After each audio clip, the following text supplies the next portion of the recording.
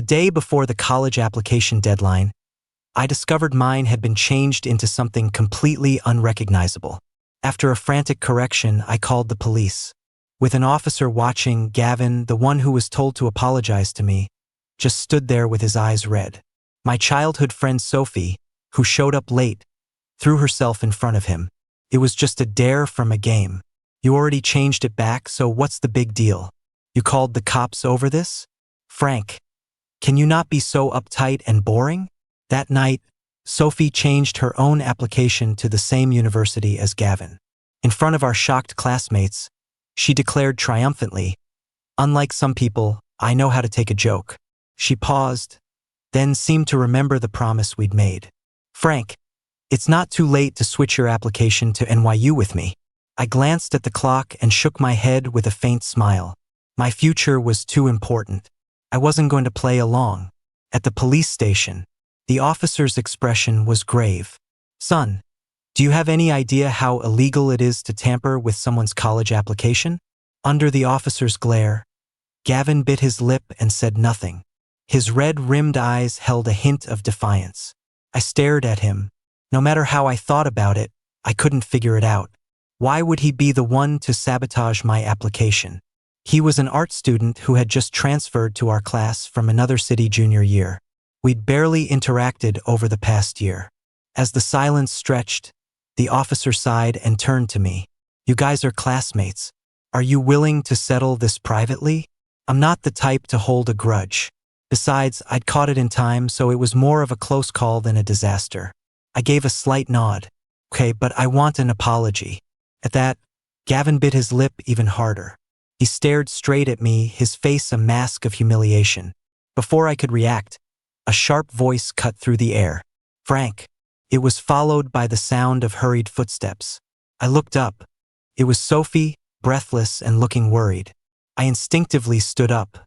"Sophie, you're here." Sophie and I had known each other for 18 years, friends since we were in diapers. Growing up, I was always used to sharing everything with her, big or small, and asking for her opinion.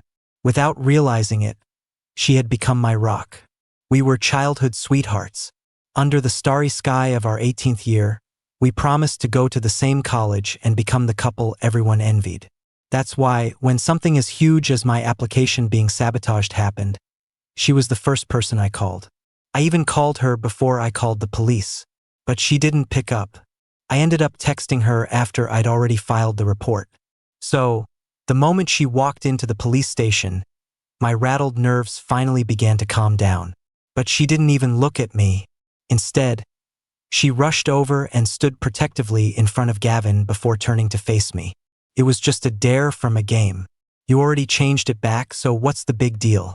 You called the cops over this? Are you trying to ruin his life?" Sophie had never spoken to me in that tone before. Her sudden outburst left me stunned. I watched as she frowned, her beautifully shaped lips pressed into a thin line. I gave him the account and password. "What, are you going to have me arrested, too? Frank, can you stop making a federal case out of everything? Why are you always so uptight and boring?"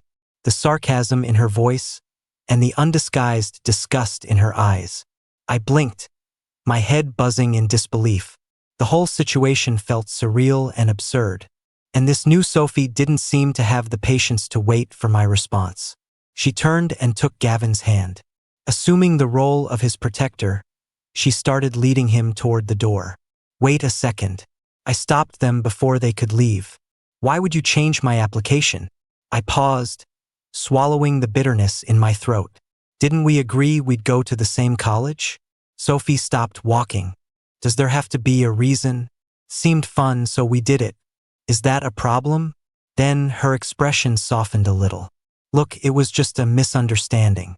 Dragging it to the police station and wasting their time is on you."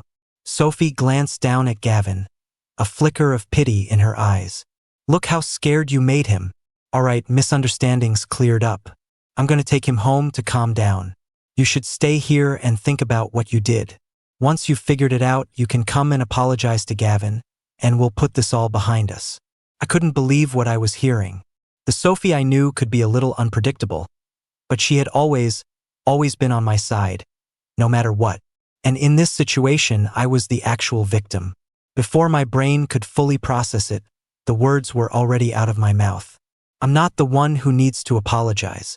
He does. Both of you do. She whipped her head around, her eyes blazing. Frank, will you die if you don't make a big deal out of everything? The fury in her eyes felt like a physical blow. After 18 years, I knew Sophie had a sharp tongue and didn't pull her punches when she was mad. I just never thought that one day, she'd turn that venom on me to defend another guy's mistake. For the first 18 years of my life, it felt like I was split in two. Half of me was dedicated to my studies, and the other half was dedicated to Sophie. To my peers, I was aloof, quiet, and old-fashioned. When my classmates talked about me behind my back, it was always, "Oh, you mean that nerd who doesn't care about anything but studying?" I usually just laughed it off. No genius. But I believe hard work pays off. When senior year started, I poured everything I had into my schoolwork. Sophie was different. She was sharp and quick-witted, concepts just clicked for her. She taught herself college-level calculus in 11th grade. Even if she skipped class for days to organize school events, she always aced her exams and ranked first. Everyone considered her a true genius. Beautiful, smart, and full of life. It was hard not to fall for a girl like that. From the moment I knew what love was, I never hid my feelings for her. For a long time, I thought the feeling was mutual. When did things start to change?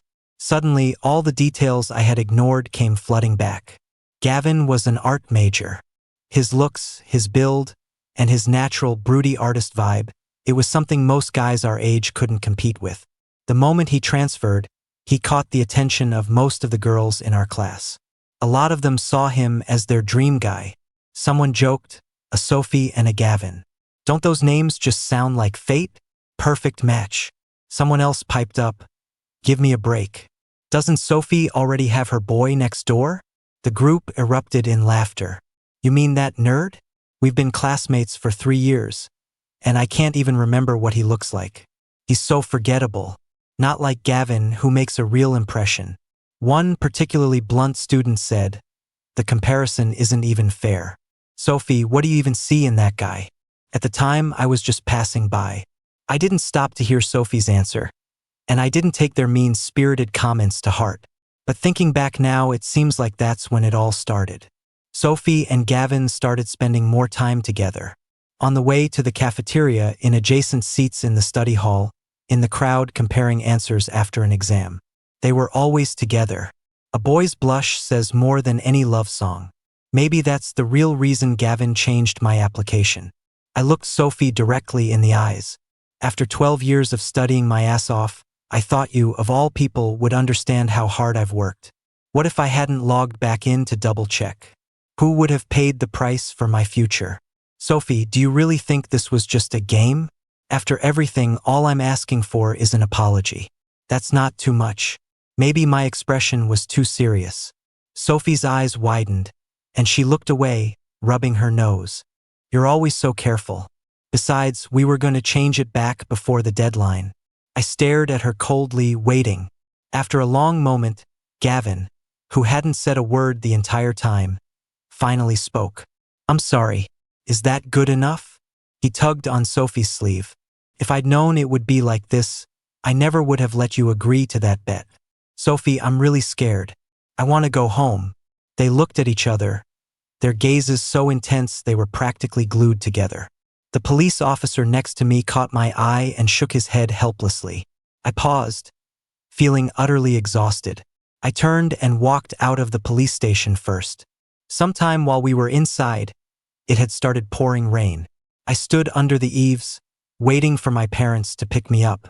Sophie came out right after me and, without a word, took off her jacket. She held it over Gavin's head with one hand and wrapped her other arm around his waist. They huddled together and ran off into the rain. Watching their two carefree figures disappear into the downpour, a bitter taste filled my mouth. My heart felt like it was being squeezed by a giant hand, a dull ache spreading through my chest. How could I not be sad? That was my 18 years.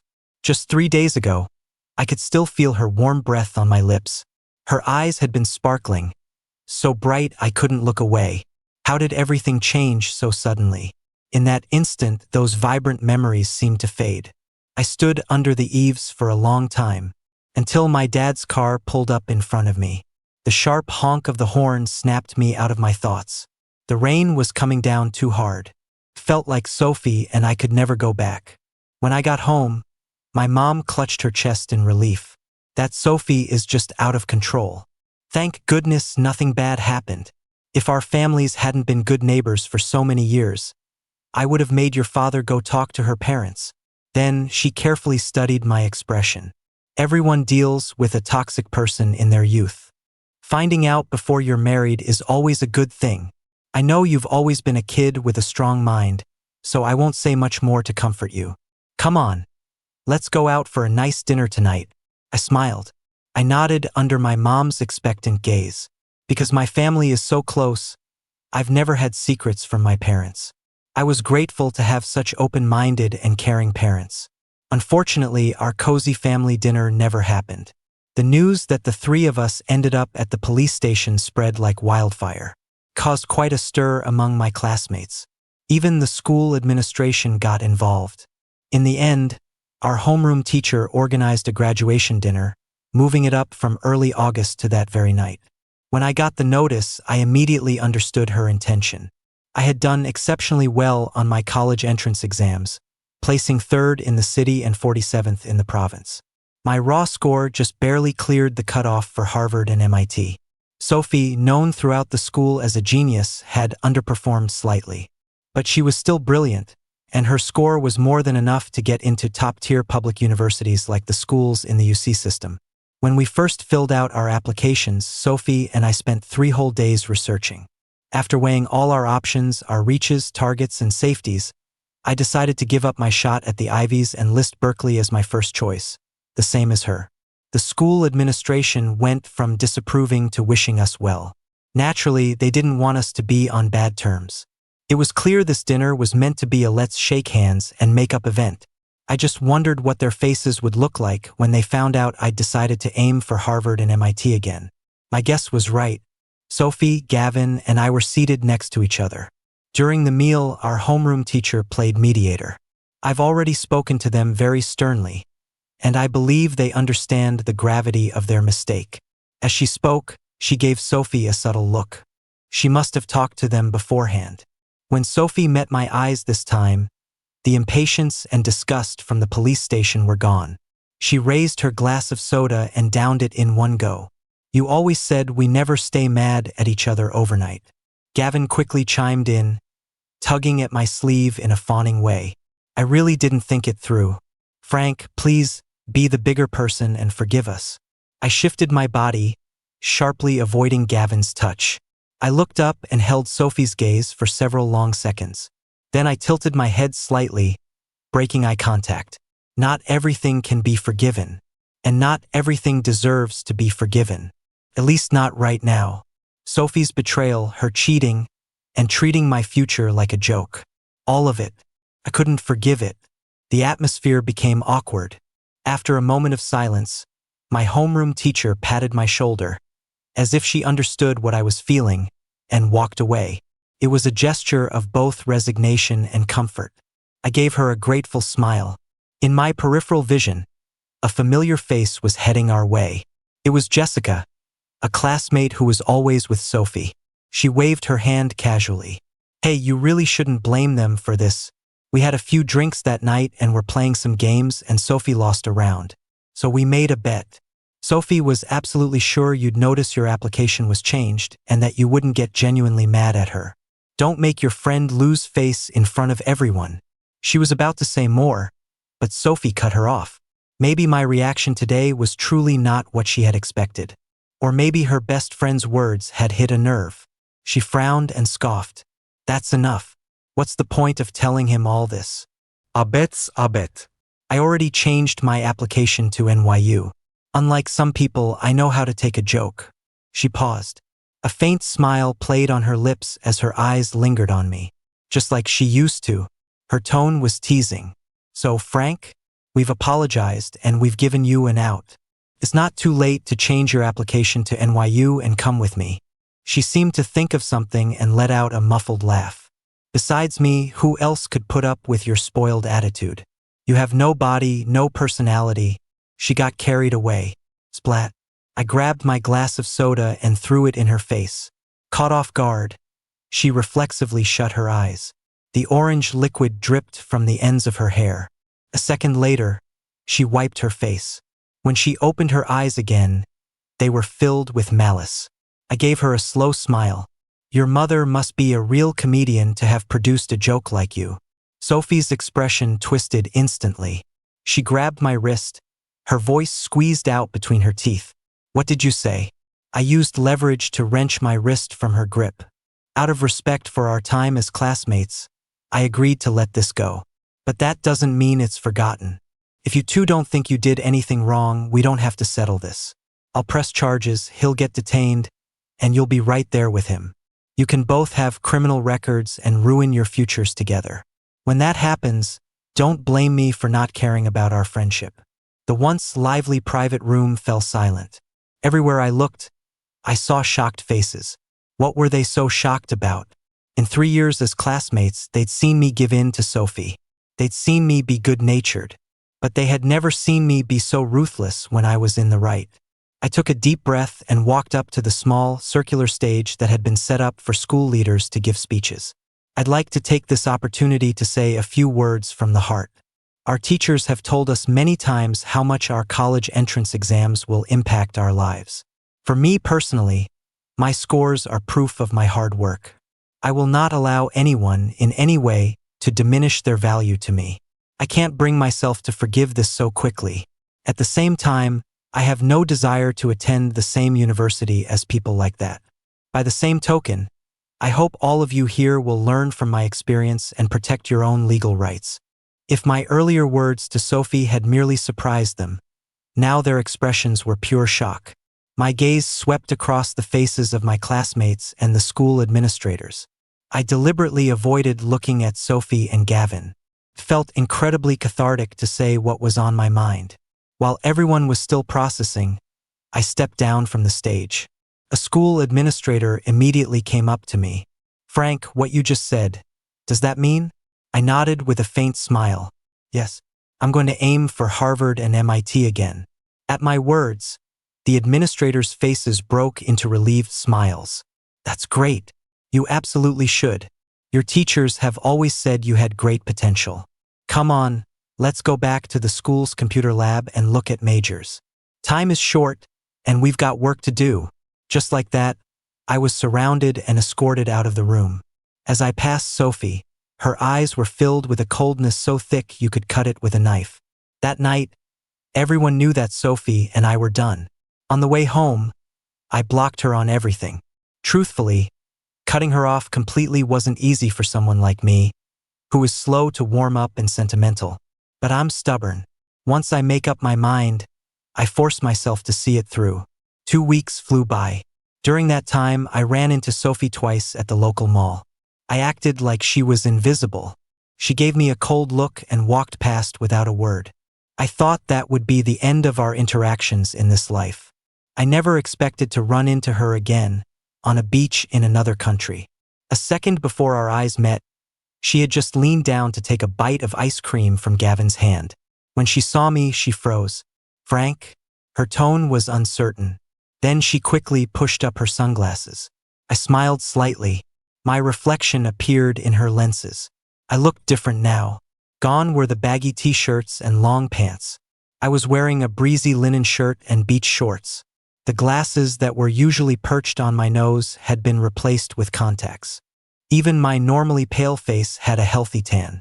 I didn't miss the flash of surprise in her eyes. After looking me over, Sophie's expression became awkward.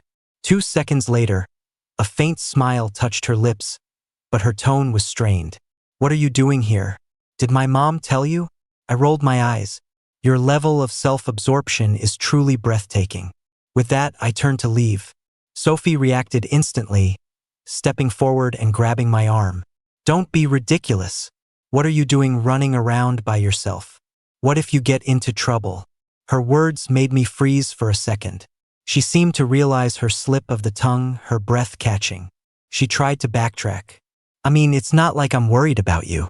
I'm just afraid that if something happened to you, I'd have a hard time explaining it to your parents. After 18 years together, I often had the illusion that I knew her well. Like right now, I could see right through her excuse. In the past, I would have found her awkwardness cute.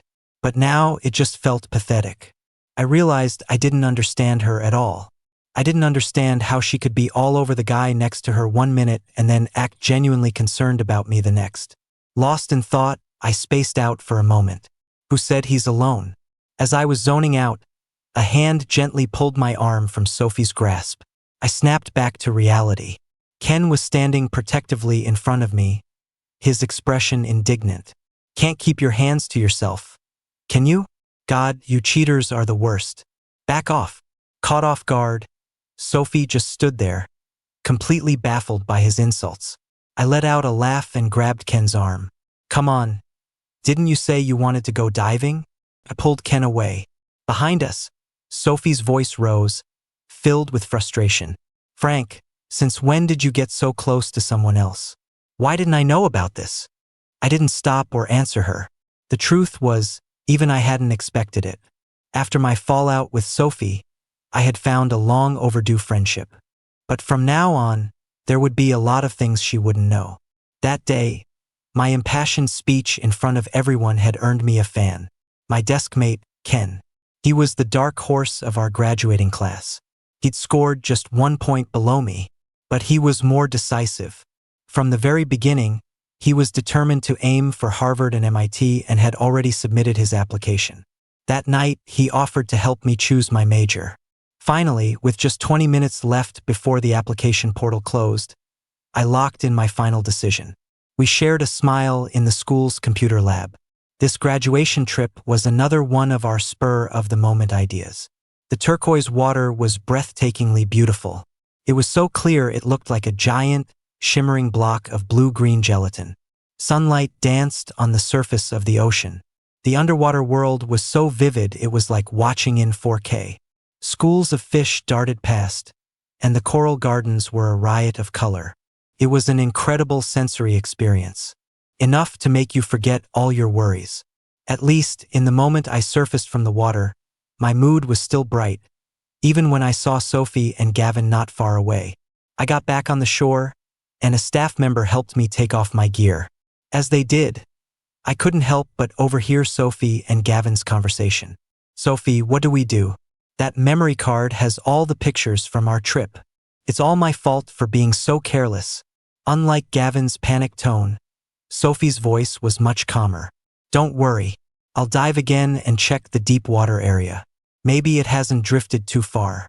With that, she walked over and started speaking to the staff in English. I was forced to listen to their conversation. The staff's warnings and concerns were clearly audible. For some reason, my heart suddenly lurched. A strong sense of unease made me glance at Sophie as she stubbornly headed toward the deep water zone. My sixth sense was usually accurate. This feeling of dread lingered, refusing to go away. So much so that an hour later, back in the rest area, I looked up as if compelled by something. The huge LED screen was split into several feeds. It was for the staff to monitor the divers in real time. It was strange. Even though everyone was wearing identical wetsuits, I could still pick out Sophie's figure on the screen. One glance was all it took. I could tell something was wrong with her. This was a matter of life and death. Without hesitating, I walked over to Gavin. How long has Sophie been down there? My sudden question startled him. He pressed his lips together, his face a mask of suspicion as he replied curtly. None of your business. It was a classic scene of rivals meeting. My gaze turned cold as I pointed to a corner of the big screen. If you don't want something to happen to her, go get the staff to rescue her right now. He followed my finger, and a smirk appeared on his face. Happened to her? You do know Sophie's a certified diver, right? She's good enough to be an instructor. To put it nicely, you're just worried. To put it bluntly, you're practically cursing her. You're not still hung up on that, are you? Or maybe you're not over Sophie at all. Save it, Frank.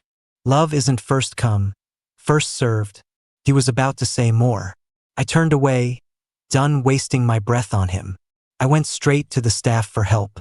Fortunately, after I explained the situation, the staff's emergency response was swift. 10 minutes later, the diver behaving abnormally was brought to shore. When the cumbersome gear was removed, it was indeed Sophie's face. Her lips were dry and her face was pale, etched with the fear of someone who had just escaped death. After hearing the staff's explanation, she suddenly grabbed my hand. Frank, her palm was ice cold. I pulled my hand away. She froze, her voice hoarse. I knew it. You still care about me. Can we stop fighting, please? My life is yours now. You can do whatever you want with it. She looked at me with a tender, forgiving gaze, with a hint of helplessness. It was the same gentle way she looked at me after she'd made me angry in the past, as if nothing bad had ever happened between us. I looked down. My emotions, inconveniently, came rushing back. I don't know if it was her expression or the fact that I had just watched her nearly die. I suddenly remembered things from the past, and my heart clenched with a sharp pain. Then, in the blink of an eye, I was back to normal. After a moment, I spoke, my voice cold. It's not because I care. What? Meeting her confused eyes, my expression was so flat it was almost cruel. It's just respect for life. If it had been a total stranger today, I would have done the same thing. Sophie grabbed onto me, wanting to say more, but she was interrupted by Gavin, who came rushing over. Sophie, are you okay? Gavin looked even paler than Sophie. He pushed me aside to get to her. He patted his chest, still shaken. You scared me to death. I curled my lip into a small smile. Letting go of a long-held obsession can happen in an instant. Perhaps it was because I had saved her life. When I ran into Sophie again in the hotel hallway, she seemed to have reverted to the person I remembered. The way she looked at me was with that passionate gaze I once mistook for love. I shifted slightly, and Ken quickly stepped forward to block her sticky stare. Who are you trying to gross out? Your late-game affection is worth less than dirt. So now you realize how great our Frank is? Too late. He didn't bother to lower his voice. In my periphery, I saw one of their faces turn red and the other white. I felt a secret thrill and gave Ken a subtle thumbs up. He leaned in and whispered in my ear, "That guy is definitely triggered. What a poser. You can tell by his eyes he's up to no good." His words were prophetic. Gavin really did try to get under my skin. Late that night, a picture message from an unknown number popped up on my phone. As I unlocked it, I was still wondering who even sends picture messages anymore. The next second, after seeing the image, I wished I could bleach my eyes. It was a selfie from a guy's perspective, taken in bed, capturing half his face. Two people were lying on their sides, embracing, their upper bodies nearly bare. A girl's slender hand rested on the guy's firm chest. I was speechless, but I was definitely grossed out. I felt like I had accidentally swallowed a fly. After thinking for a moment, I typed out a reply. You don't need to send photos to mark your territory. My opinion is, congratulations, and I hope you two are locked together forever. I put my phone down and took a deep breath. Thank goodness our 5-night, 6-day trip was ending tomorrow. A few more encounters with those two, and I was afraid I wouldn't be able to control my fists. After returning home, I didn't go back to my house right away. To avoid Sophie, I went to stay with my grandparents in the next city for a while. I only came back just before school started. I was trying to figure out how to completely avoid seeing Sophie when I suddenly got a call from her mom. Frank, have you been in contact with Sophie recently? For some reason, her mom's voice was so anxious it was almost shrill. I instinctively held the phone away from my ear. I'm sorry, Mrs. Davis, but Sophie and I aren't in touch anymore. There was a pause on the other end. Did you two have a fight? You young people, it's normal to have disagreements. But now is not the time to be stubborn.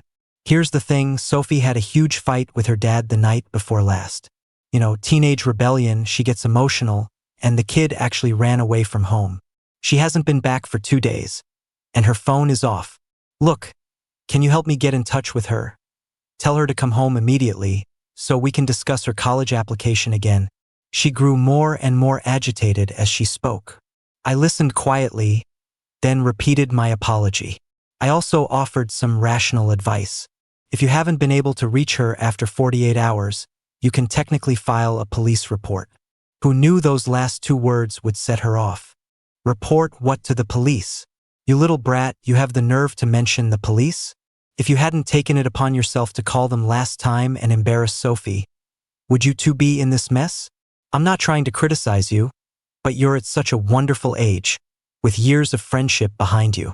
How could you not keep an eye on your own girlfriend? You just gave that pretty boy an opportunity. What, your future is so important, but our Sophie's is just a joke. The barrage of accusations left me stunned. I hadn't even processed how a call asking for help finding a daughter had turned into a one-sided lecture. My mom, who was nearby, couldn't take it anymore and cut in. As your neighbor, I understand you're worried about your daughter, but Sophie's own poor character has nothing to do with our Frank. Mrs. Davis, instead of wasting your time saying this nonsense to a kid, why don't you go find your own good-for-nothing daughter? You're old enough to know better. Don't act like our family is a pushover. With that, my mom slammed the phone down. She was clearly furious. I reached out and rubbed her back. Before I could say anything comforting, she turned to me, her anger vanishing as a smile appeared on her face. Sorry, sweetie. Did I scare you? Your mom is just, what's that phrase? My politeness is conditional. If you push me, I'll push back harder. They're acting like we're the enemy. That girl's boyfriend showed up at their house the night before last, claiming he and Sophie were in true love and that she changed her college choice for him. The DeVises never imagined their daughter would give up a top-tier university for some bottom-tier state school for a boy. And that girl has no backbone. She turned on her own parents, said she wanted to take a gap year and reapply to Harvard and MIT. They were fighting all night. It was a total mess. Anyway, don't listen to her crazy talk. Their family drama is just getting started. You just focus on getting ready for school. Your dad and I have already found a house. Once the renovations are done, our whole family will be together in New York, far away from all this drama. Out of sight, out of mind. I looked at her, surprised. I had no idea that while I was away, my parents had been planning to move, and it seemed like everything was already arranged. After a moment of stunned silence, I laughed and gave my mom a thumbs up. Mom, your fighting skills are top-notch. If my upbringing hadn't taught me not to argue with elders, I definitely would have retorted. But moving was a good idea. My dad had been planning to expand his business into the New York market for a few years now. Hopefully, it wasn't too late. I didn't give Sophie's mom's phone call another thought. That night, I stayed up an hour later than usual watching a classic movie.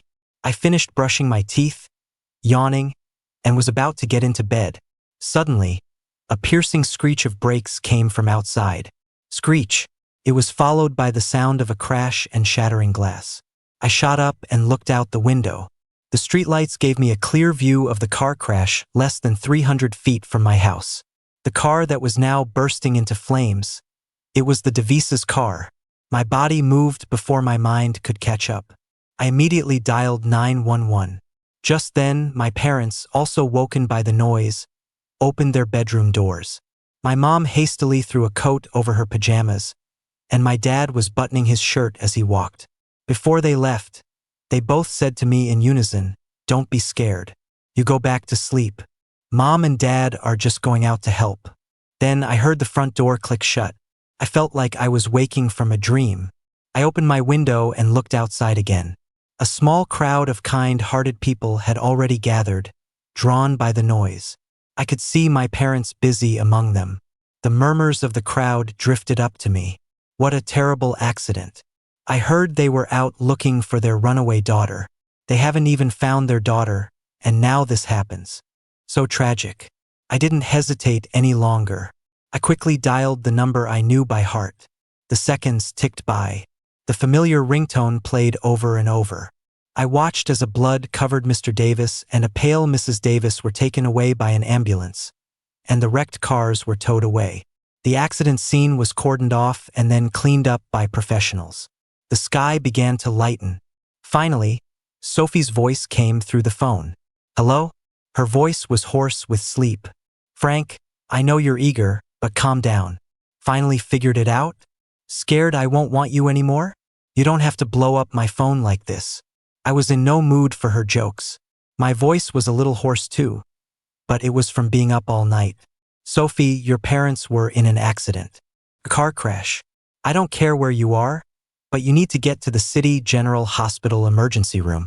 Now, my parents are there and so are the neighbors, the Wilsons. They need you more.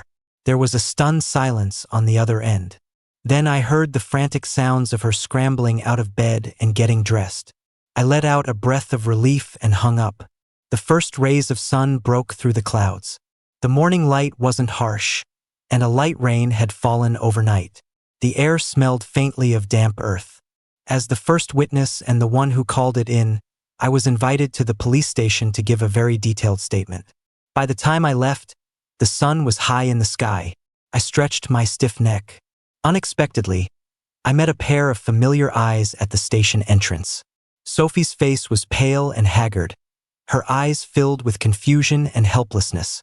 When she saw me, she gave a weak smile. I'm sorry, and thank you. I lifted my gaze and met hers calmly. How are your parents? Her smile faltered. My dad's still in the ICU, but my mom is awake. The doctor said she was lucky, just a mild concussion and a fracture. She just needs to rest. I nodded. I started to walk around her to go home. As I passed, Sophie suddenly looked down. Two streams of tears fell from the eyes that once sparkled with so much confidence. Tell me, am I really just too selfish? If I hadn't run away, would they have gotten into that crash? If I hadn't, you wouldn't have cut me off. It's my fault, it's all my fault. Hearing this, I stopped. I turned and looked directly into her eyes. Yes, you're not just selfish, you're also incredibly immature. Immature, reckless, and impulsive. You eventually have to pay the price for your actions. Sophie didn't seem to expect me to be so blunt. She looked down and gave a bitter laugh. I thought you might pity me enough to forgive me for a little while, maybe offer some comfort. Then, she looked at me guiltily. I heard about the call my mom made to you. She wanted me to apologize to you on her behalf. You were right, it all started because of me. I shouldn't have been so quick to run my mouth in front of her, saying things to make her misunderstand you. But that was all in the past. I admit, I had some prejudices against you before. I always thought you were boring and uptight, that you couldn't have fun. I thought you weren't my soulmate. Gavin was like a gift. When he showed up, he caught my eye, and I found a new kind of excitement I'd never felt before. You might not believe this, but ever since we got back from the Bahamas, I've realized that all of that stuff is so superficial. I regret it. This isn't just a feeling I'm having today. It started after we got back from the Bahamas, or maybe even when we left the police station that day. It's just, you know me. I have double standards and too much pride, so I kept holding on. If I change my ways, if I'm not fickle anymore, can you give me another chance? I'll change. I can even take a gap year. I know you got into Harvard. Wait for me for 1 year. I'll definitely get in and be in the class below you. Can we start over? She stood there dejectedly, rambling on and on. She was so nervous she was biting her lip until it turned white. I listened quietly until she finished, then met her hopeful gaze and firmly shook my head. No, we can't. I don't want to start over with you. I denied her 3 times. Honestly, I understand your thought process less and less. Your parents are lying in the hospital, and instead of thinking about getting through this crisis with your family and taking care of them, you're trying to salvage a dead-end relationship. On that point alone, we can never get back together. I can accept your apology and your thanks for what happened before, but that's it. With that, I turned and walked away. That was the last time Sophie and I ever had a calm conversation. At the end of August, I started my freshman year at Harvard as planned. I adapted to college life quickly. It was busy, fulfilling, and fun. 2 months later, my parents showed up with their luggage and moved me into our new house. The new place was very close to campus. It was a second-hand house sold below market value by a gentleman who was in a hurry to move abroad to be with his granddaughter. This homeowner was a very interesting man. Before handing over the keys, he chatted cheerfully. Don't let the fact that this house is second-hand fool you. It's practically new. I bought it so my older granddaughter would have a convenient place to stay for her exams. She only stayed here for 2 nights, and guess what? The girl got into MIT. See?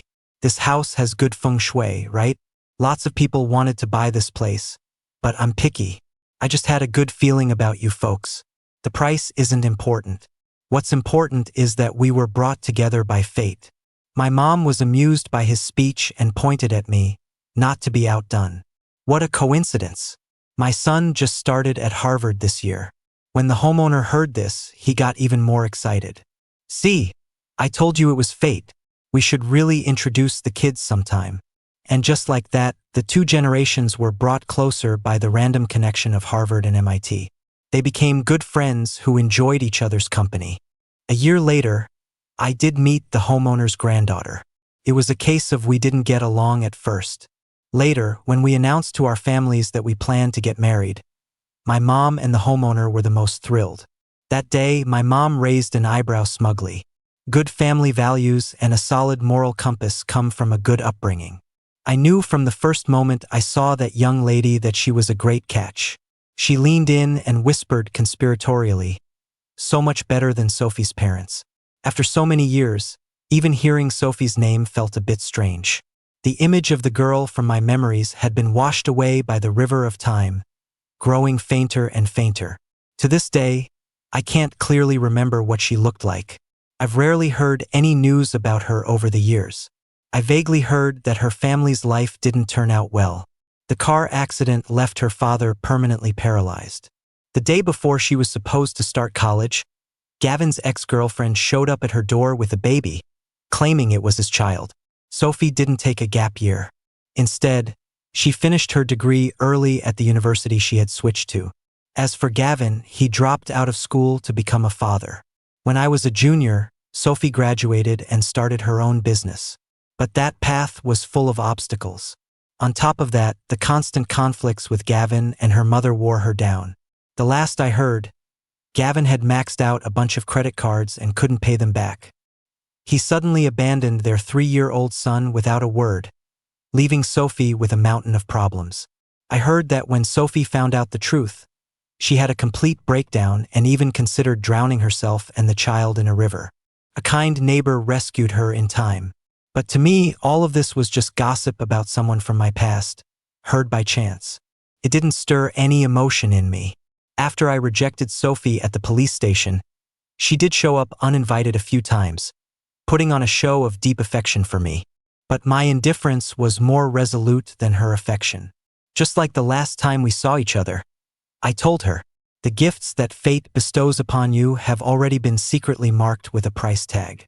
Every choice we make, every action we take, invisibly shapes our future.